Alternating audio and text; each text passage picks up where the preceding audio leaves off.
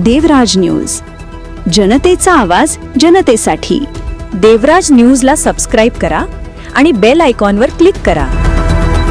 मनमाड गिरणारे हा महत्त्वाचा राज्यमार्ग सध्या पावसामुळे पूर्णपणे खड्डेमय झाला असून नागरिकांना मोठ्या अडचणींना सामोरे जावे लागत आहे। विशेषतः मनमाड ते डोणगाव या सुमारे 6 किलोमीटरच्या अंतरावरील रस्ता अक्षरशः फुटून चाळण झाल्याने टू व्हीलर चालवणेही मुश्किल झाले आहे।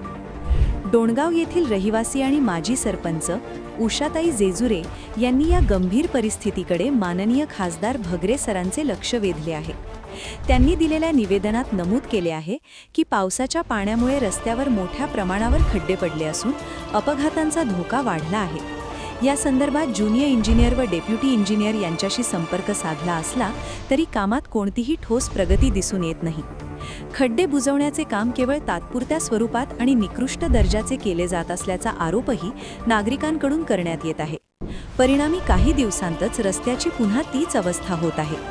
या पार्श्वभूमीवर उषाताई जेजुरे यांनी खासदार भगरे सरांना कार्यकारी अभियंता व चीफ इंजिनियर यांच्याकडे तातडीने तक्रार व शिफारस करून रस्त्याच्या दुरुस्तीचे काम गतीने पूर्ण करण्याचे निर्देश देण्याची मागणी केली आहे।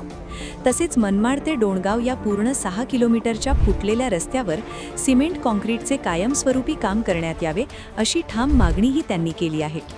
हा रस्ता राज्यमार्ग असूनही संबंधित अधिकारी याकडे दुर्लक्ष करत असल्याचा आरोप स्थानिक नागरिकांकडून होत आहे।